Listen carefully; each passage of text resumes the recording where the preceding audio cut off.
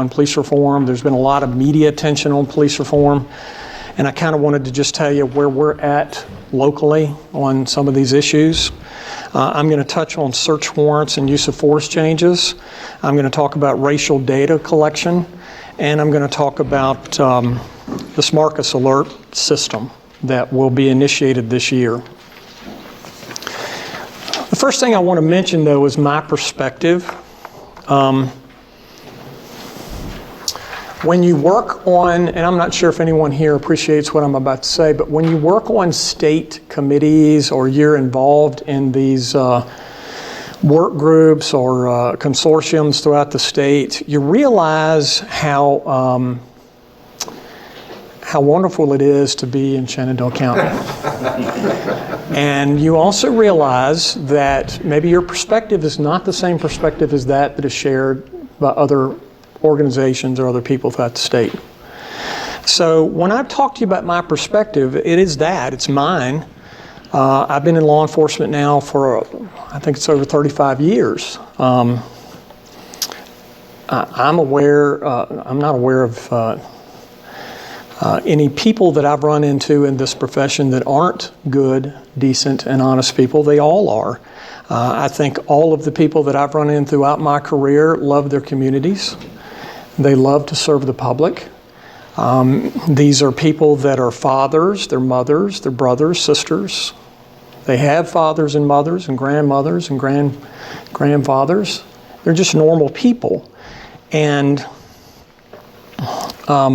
it just seems to me that there's a portrayal out there right now, particularly in the national media, where you might think that law enforcement is not that. And that has not been the experience that I've had throughout my career. They're very thoughtful and caring people. So that's my perspective with regard to my understanding of the law enforcement officers and the law enforcement community in the Commonwealth of Virginia. Another perspective that I have when I'm going to speak to you all today deals with the process by which legislation is approved in the Commonwealth. Now, I'm certainly not an expert at this, but my limited understanding of the process, Virginia's process over the years has been very deliberative, in my opinion. You have a short window of time where legislators are brought together. Yeah, I think they did that back in the day because they didn't want these professional legislators. They wanted community servants coming to Richmond, making laws that apply to everyone, and then going back home and having to live under those laws. And I think that's important. But one of the things that I noticed when we had that system is it seems like to me there's, at least from my perspective, there seems to me to be an analysis of bills that are coming up or state policies and procedures. There's this vetting, if you will. And guys, I got to tell you, I'm not that comfortable right now with what I've seen over the last year or so. I'm not saying that what's being put out there is wrong, but it just seems to me that it didn't go through some of this vetting process. And I'll get to that in just a minute when I talk about some of these things I'm going to talk about. Another perspective that I have, and that is the mental health, behavioral health, and treatment services that people are in need of around the state, in our community and throughout the whole state. I don't think I know a person that if you ask a person if they thought that someone who's in need of those services shouldn't have access to those services. I think everyone thinks that people should have access to services when they need them. But I don't think you need to do that at the expense of something else. And not to get too far down in the weeds, but there seems to be this, well, we're going to go ahead and get rid of this so we can have this mentality. And to me, that's not the way to fix a problem. I mean, the way to fix a problem, whether we agree or disagree with each other, at least in my opinion, is we sit down, we identify the problem, we identify the resources you have and I have, and then we go, okay, what else do we need to fix the problem? And you go out and you fix the problem. But you don't go out here and say, well, we're just going to do away with everything you're doing and everything you're doing, and I'm going to go do this. I I don't think that's the right way to do it, me personally. But I've noticed that over the last several months. Another perspective that I have, and that's the public awareness perspective. In my opinion, we don't have a media anymore. I don't think. At least not what I grew up to know the media as. I mean, we had traditional media. I get it. It's traditional media. There's flaws with traditional media. Now it seems like everybody is their own newscaster. Everybody is their own reporter. And social media has pretty much taken over some of what the public hears and understands and agrees with or disagrees with. But it's different than it used to be. I mean, we used to, for example, when I first started in this position, we had these relationships with local reporters. And they would come by, and every week they would have their taskings of what to do that week, and they would report the news.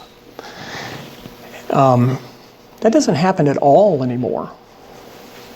Not at all. I did an interview just last week on there was a bill coming up on facial recognition. I did an interview, and I think that interview, Mitch, maybe 15 minutes or so? Yeah. Lasted about 15 minutes. There was literally, in the article, when it was published, a single line from me that contradicted a single line from another law enforcement agency head. And I think the only purpose of me getting that interview was so that contradiction could be placed within the article.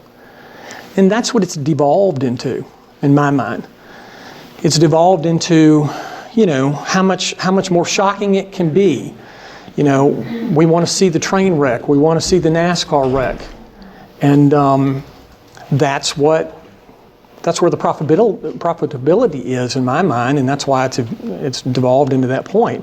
It's not just straight news. Here's the news, and you make up your mind whether it's important to you, and you contact whoever you need to be contacting because this is what you heard in the news. Now it's just nothing but, it seems like almost a constant conflict or constant argument.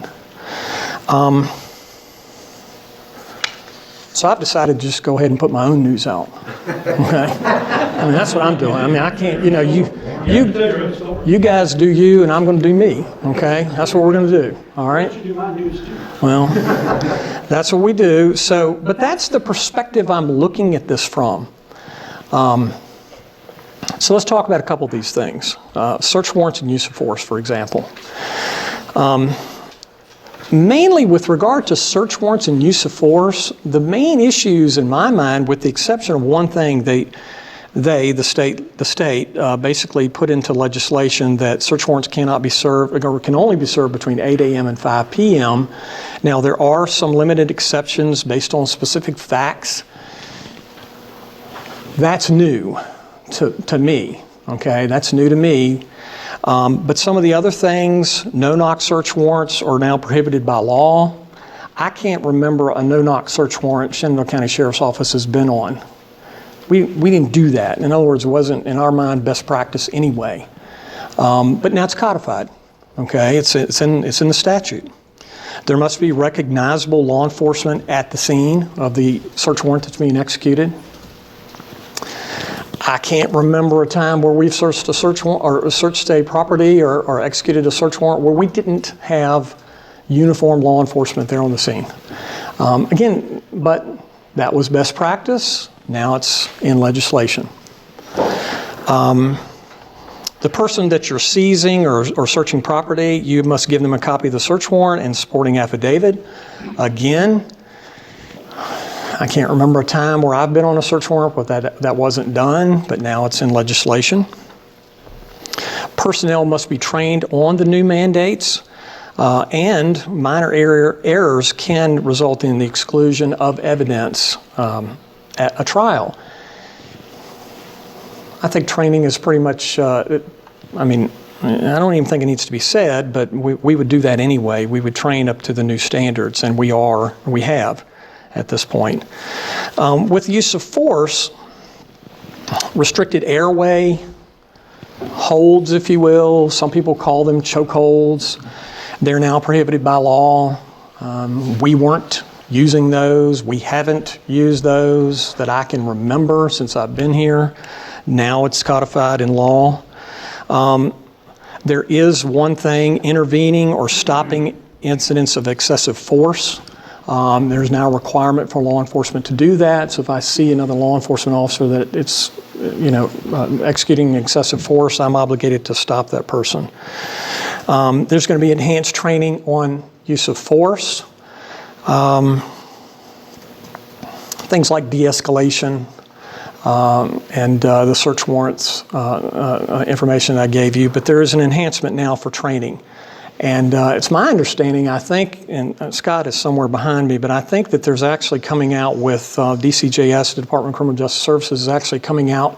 They did an evaluation, not because of the police reform legislation, but they were doing it anyway with regard to new or updating the basic training requirements for law enforcement, and I know that'll be coming out very soon.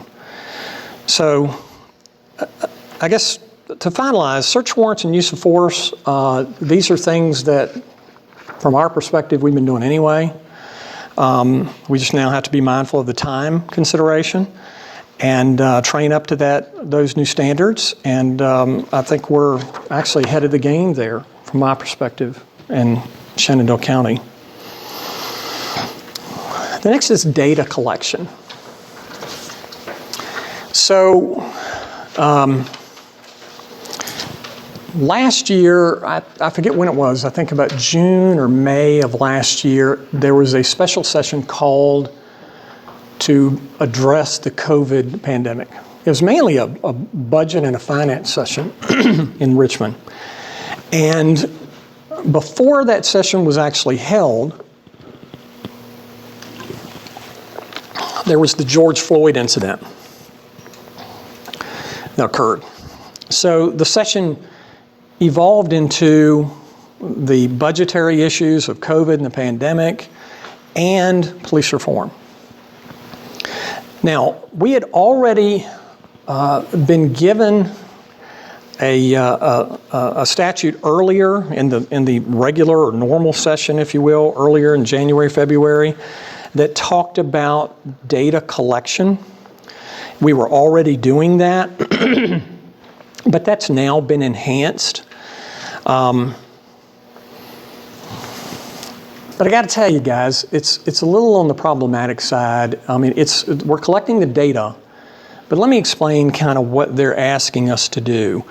They meaning the state. We're required now on every traffic stop, for example, to identify a person's race, their ethnicity, their age, their gender, whether they're non-English speaking, reason for the stop, location of the stop, whether a warning, written citation, or summons was issued, and if so, what was the violation or crime, whether the vehicle or persons in the vehicle were searched, whether force was used, and the date and time of the stop. And July the 1st, we're required to post that for the public to see. So we've already started that process.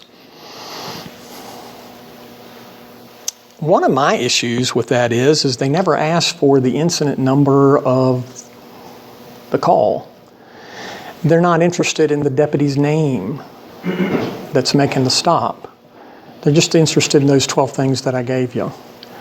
And I'm sitting here going, well, did anybody actually talk about this? Because another thing that they're not, how we're supposed to do this is, Josh, for example, if I pull you over on a moving traffic violation, one of the things that I have to do with the interaction between you and I is I've got to ask you those questions. You know, what do you identify? What's your race that you identify as? What is your ethnicity that you identify as? In other words, something that they don't require, and I keep using they, that the state doesn't require when you get your operator's license, for example, is your race and ethnicity. You're not required to give that. But now, here you're being stopped on a traffic stop. It's an anxious moment for you. And quite frankly, it's an anxious moment for the law enforcement officer too. But now we're having to have a discussion about your race and your ethnicity. I mean, I don't think anybody's thinking about that when they thought about, hey, we want you to collect this data, but we actually have to do that. Josh says it's none of your business. Then I got to guess, my best guess, Okay. what I think he would identify as.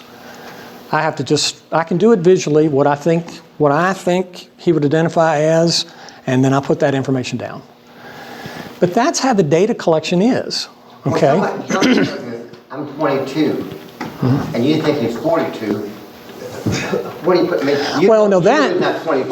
What would you do about that? Well, we're getting to, okay, well, now we're getting a little bit down in the weeds, but on his operator's license, it would give me his date of birth. It just wouldn't give me this other information. Some of it I would get, some of it I wouldn't get. So, just so you guys understand how this process works, when you tell a bunch of people that, hey, you got to now start doing this extra stuff. We're going to make you do this extra stuff. It's required by law. And this is what you got to do every time you have these interactions. Well, then I get, well, why can't that be done at dispatch? Or why can't that just come straight off the operator's license and populate the system when we run the person through our system? Those are the questions I got. And we had a meeting with our records management system people, our vendor. And it was not me, just me, it was me and the town chiefs. We met with them and we talked to them about their system. And my two takeaways from that were, one, yes, we can do what you're asking for, but it's going to cost money to do that. And we would have to do it for the entire state. I personally don't think that Shenandoah County should brunt the cost of that. I think everybody that's using them should brunt the cost of that, not just me, but everyone, because our vendor is we're not the only client of our vendor. But they can do it, it's just going to cost somebody some money, okay? But the second thing I got out of our briefing with them is they gave some reports that they have done that are similar to these in other states like Texas and California, for example. And that's when they told me that they're not even asking for that level of detail in those states. Virginia's asking for more detail than they are. So that's when I knew, well, then someone else has to pay for this. We'll just keep doing it by hand and just collecting it and do the best we can. What are the repercussions if you don't ask the questions?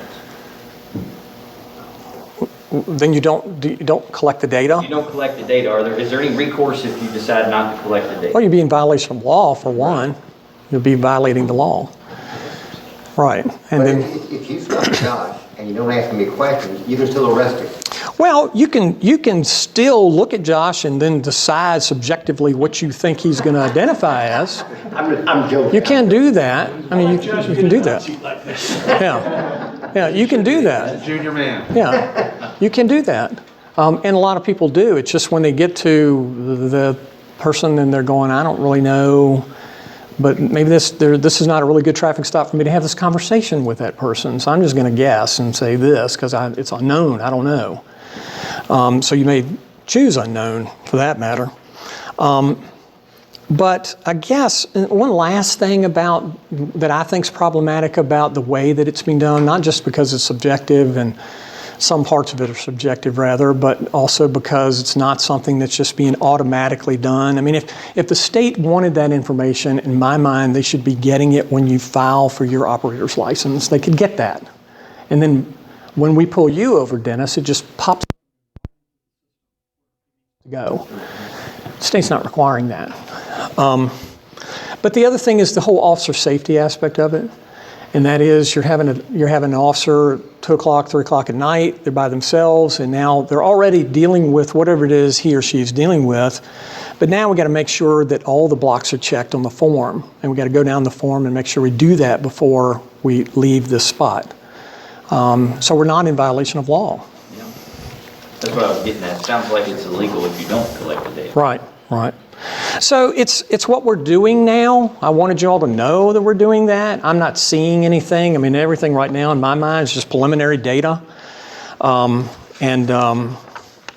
don't see anything that's really surprising to me with regard to the staff here in Shenandoah County, but it is something that law enforcement throughout the Commonwealth is doing now. And we'll be posting that come July the 1st. The next item on the agenda deals with the Marcus Alert system. This is basically a system whereby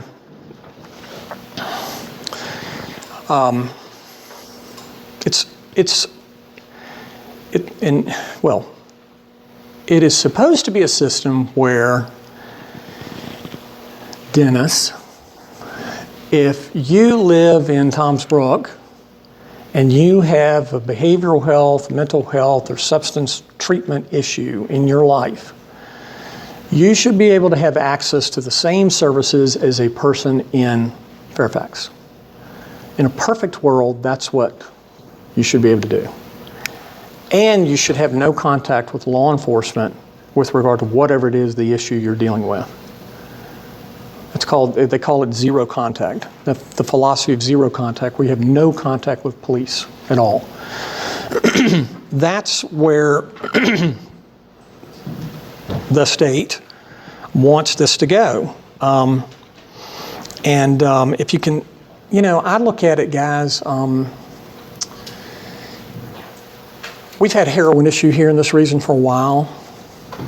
And does anyone on the board right now think that we can get the same services for people treating them with heroin addiction that they could get in a metropolitan area in the Commonwealth? 'Cause I don't. I know you don't. I mean, I hate to sound cynical about it, but you don't. And I question whether or not you're going to have those mental health and behavioral health services also. Because I understand what the industrial capability of some localities are, the affluence of some localities, and not here, what we have out there. But it just seems to me that there's going to be some issues with that. I've asked about money when it comes to funding of the Marcus Alert System, and I haven't really got a real answer about that. What I've heard are things like reallocating resources, local advocacy, and things like that. And I'm fine with the local advocacy, but I'm not fine with the reallocation. I'm not fine that you're going to make this area unsafe to provide this service. But if you want to provide this service and you need an advocate to help you there, I'm all for helping you with that. I don't think there's also a system that's going to be set up. It's a tiered system where there'll be these regional consortiums where people will call into these regional call centers, and if they need mental health or behavioral health services, they can call there and get those faster than they can do that now, or more efficiently than it can be done now. That's the premise of how that's supposed to be. A concern that I have, it's the whole practicalness of the system, and I don't know, maybe I've got to see it to watch it in play. But I know, Carl, for example, if you're at your house and you go home this evening and there's someone in your driveway that in your mind is acting strange, acting differently, they don't live there, you're concerned about the safety of your family, the normal thing for you to do is to contact the local law enforcement or call 911 and have a police officer show up. And then, once that issue is dealt with, at least I know we do, and most agencies I think do, we would come and tell you what the issue was. And this was the issue, this is how we dealt with it. Call us if you need us anymore, Mr. Ralston. I am concerned that if you get a person who's not a law enforcement officer that shows up, that you're going to run into, well, it's a behavioral health issue and we can't really tell you anything more than that. Can't tell you whether he's coming back, can't tell you whether anything more than that. I do have a concern about that. And I think people in local communities understand that concern, because people they pay for public safety and they want to feel safe in their neighborhoods. And they also, when they call 911, they call the police department, fire department, or whoever, they expect a response and they expect an answer as to, I called for this problem, what did you do? And I have a concern that that's going to get a little convoluted with all of the other agencies and how we're heading in the direction to where law enforcement is going to be not used. So So we'll see. I'm kind of lost on that. In other words, so you're saying if someone shows up in Carl's driveway, he calls 911, is it the dispatch, whoever's on dispatch decides whether to send out law enforcement or somebody else? Yeah, that's the thing that'll be changed, Mr. Taylor, and that's going to be coming to dispatch in new training guidelines, so they would have to ask certain questions, and these questions, if they're answered in a certain way, depends on what route the call gets with regard to whether law enforcement comes or whether a mental health professional will go or whatever the case may be. Yes, but that's another training component that you're going to get, and that is your dispatchers. Pardon me? Who's the mental health people who would go? Is that DSS or? They'll be part of the, they'll be part of your Community Services Board, this regional mobile crisis team that's set up in our area. Well, the DSS board, so that's got to be prepared for what we're going to deal with this. Yeah. Dollar signs with it. Well, it will be dollar signs, and I tell you, this whole, not to mix the two, but I'm pretty much at the end of my presentation, but I know there's been a lot of national attention on this notion of defunding the police. I know you guys have heard all that. I don't think that's going to be the request. I think the request is going to be that you reallocate resources or you redistribute power. That's what you'll be asked to do. And then it's going to be your problem at that point, if that's what you want to do. But I can tell you, from your constituency's standpoint, they're going to call you and go, I've been calling 911, I've been calling this, and I'm not getting the services that I expect. So you need to be mindful of that as you move down this path. Yes, I think you do need to allocate more resources to behavioral health, mental health, and of course, statutorily, we're required to have implement a program like this, or not like this, but this program. But I think you need to be mindful of what do your constituents expect when you address these issues. And you all should be mindful of that, in my opinion. I think you should. So, guys, I know you got a busy meeting tonight. That's all I wanted to talk to you about. I don't think I missed anything. Miss anything? No? I think I'm good. Listen, thanks so much for giving me a few minutes of your time. And I know you guys are doing a good job. And hang in there. The night is young. Okay? Hey, Tim. Thanks. I think there's some questions. Yes, sir. Oh, I'm sorry. Could you say that they're going to put a restriction on the time that you can issue a search warrant? Time that it's served is from 8 a.m. to 5 p.m. Okay, what happens if you have an emergency and you've got to go in there at 10 o'clock at night say if a child's missing or something, There's certain requirements that you have to meet, but you can get a judge to agree to that, or you can get, it can be done, but there are exceptions that can be made, but the standard is between those hours of the day. It's more bureaucracy for your department to have to put up with. Well, And if Cardinal has somebody in the driveway at 10 o'clock at night, and they have to bring someone in from Newmarket to check the guy out, really his, what's Cardinal do with that guy for 45 minutes? well, and I think, getting back to your search warrant question, I think we're mitigating through that at this point. The search warrants that I know of that we've been a part of since this has happened, we've pretty much mitigated through it, for lack of better words. And it's just something that now we have to look at that requirement, and there are ways to, if you have specific things that can be done, there's things that need to be done, and people that you can go to. The bottom line, it's going to cost the locality more money. How much money is the state putting up? Did they send a blank check along? I'm not aware. They sent the mandates? Yeah, I'm not aware of any increased funding at this point. But it's going to cost more. If you put together a committee to work 24/7 on someone to call a driveway, that's not free service. And I just see a lot of bureaucracy. Appreciate the attention, though. Yeah, well, I really believe that there's, I don't know, just my perception, Dennis, there's something going on in Richmond where it just doesn't seem to me that those kinds of questions are being asked or answered, because when I ask those questions of who my contacts are, the various things that I work with, I don't really get a clear answer as far as the local financial impact. I don't get that. I don't hear it.